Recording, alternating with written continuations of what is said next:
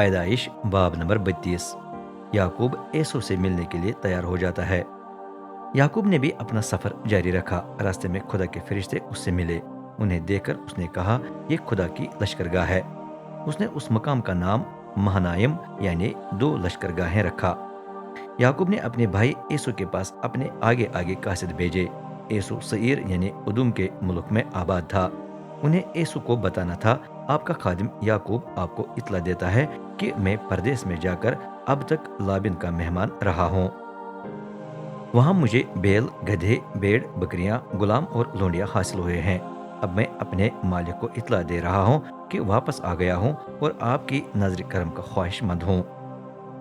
جب قاصد واپس آئے تو انہوں نے کہا، ہم آپ کے بھائی ایسو کے پاس گئے اور وہ 400 آدمی ساتھ لے کر آپ سے ملنے آ رہا ہے۔ یعقوب گھبرا کر بہت پریشان ہوا۔ اس نے اپنے ساتھ ساتھ کے تمام لوگوں، بھیڑ، بکریوں، گائے، بیلوں اور اونٹوں کو 2 گروہوں میں تقسیم کیا۔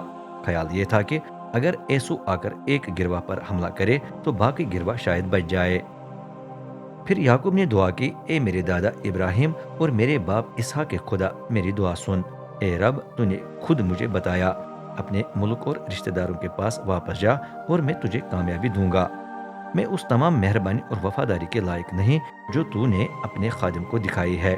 جب میں نے لابن کے پاس جاتے وقت دریائے یردن کو پار کیا تو میرے پاس صرف یہ لاٹھی تھی اور اب میرے پاس یہ 2 گروہ ہیں۔ مجھے اپنے بھائی ایسو سے بچا کیونکہ مجھے ڈر ہے کہ وہ مجھ پر حملہ کر کے بال بچوں سمیت سب کچھ تباہ کر دے گا۔ تو نے خود کہا تھا، میں تجھے کامیابی دوں گا اور تیری اولاد اتنی بڑھاؤں گا کہ وہ سمندر کی ریت کی مانند بے شمار ہوگی۔ یعقوب نے وہاں رات گزاری۔ پھر اس نے اپنے مال میں سے ایسو کے لیے تحفے چن لیے۔ 200 بکریاں، 20 بکرے، 200 بھیڑیں، 20 مینڈے، 30 دودھ دینے والی اونٹنیاں بچوں سمیت، 40 گائیں، 10 بیل، 20 گدیاں اور 10 گدھے۔ اس نے انہیں مختلف ریوڑوں میں تقسیم کر کے اپنے مختلف نوکروں کے سپرد کیا اور ان سے کہا، میرے آگے آگے چلو لیکن ہر ریوڑ کے درمیان فیصلہ رکھو۔ جو نوکر پہلے ریوڑ لے کر آگے نکلا اس سے یعقوب نے کہا، میرا بھائی ایسو تم سے ملے گا اور پوچھے گا، تمہارا مالک کون ہے؟ تم کہاں جا رہے ہو؟ تمہارے سامنے کے جانور کس کے ہیں؟ جواب میں تمہیں کہنا ہے، یہ آپ کے خادم یعقوب کے ہیں، یہ تحفہ ہیں جو وہ اپنے مالک ایسو کو بھیج رہے ہیں۔ یعقوب ہمارے پیچھے پیچھے آ رہے ہیں۔ یعقوب نے یہی حکم ہر ایک نوکر کو دیا جسے ریوڑ لے کر اس کے آگے آگے جانا تھا۔ اس نے کہا، جب تم ایسو سے ملو گے تو اس سے یہی کہنا، تمہیں یہ بھی ضرور کہنا ہے، آپ کے خادم یعقوب ہمارے پیچھے آ رہے ہیں، کیونکہ یعقوب نے سوچا میں ان تحفوں سے اس کے ساتھ صلح کروں گا، پھر جب اسے ملاقات ہوگی تو شاید وہ مجھے قبول کر لے۔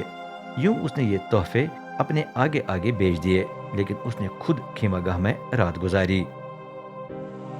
یعقوب کی کشتی۔ اس رات وہ اٹھا اور اپنی 2 بیویوں، 2 لونڈیوں اور 11 بیٹوں کو لے کر دریائے یبوک کو وہاں سے پار کیا جہاں کم گہرائی تھی۔ پھر اس نے اپنا سارا سامان بھی وہاں بھیج دیا، لیکن وہ خود اکیلا ہی پیچھے رہ گیا۔ اس وقت ایک آدمی آیا اور پاؤں پھٹنے تک اس سے کشتی لڑتا رہا۔ جب اس نے دیکھا کہ وہ اس پر غالب نہیں ہوتا تو اس کے ران کو اندر کی طرف سے چھوا اور یعقوب کے ران کی نس اس کے ساتھ کشتی کرنے میں چڑھ گئی اور اس نے کہا، مجھے جانے دے کیونکہ پاؤں پھٹ چلی۔ یعقوب نے کہا کہ جب تک تو مجھے برکت نہ دے میں تجھے جانے نہیں دوں گا۔ تب اس نے اس سے پوچھا کہ تیرا کیا نام ہے؟ اس نے جواب دیا، یعقوب۔ اس نے کہا کہ تیرا نام آگے کو یعقوب نہیں بلکہ اسرائیل ہوگا، کیونکہ تو نے خدا اور آدمیوں کے ساتھ زور آزمائی کی اور غالب ہوا۔ یعقوب نے کہا، مجھے اپنا نام بتائیں۔ اس نے کہا، تو کیوں میرا نام جاننا چاہتا ہے؟ پھر اس نے یعقوب کو برکت دی۔ یعقوب نے کہا، میں نے خدا کو روبرو دیکھا تو بھی بچ گیا ہوں، اس لیے اس نے اس مقام کا نام پھنیل رکھا۔ یعقوب وہاں سے چلا تو سورج طلوع ہو رہا تھا اور ران کے سبب سے لنگڑاتا رہا۔ یہی وجہ ہے کہ آج بھی اسرائیل کی اولاد ران کے جوڑ پر کی نس کو نہیں کھاتے، کیونکہ یعقوب کی اسی نس کو چھوا گیا تھا۔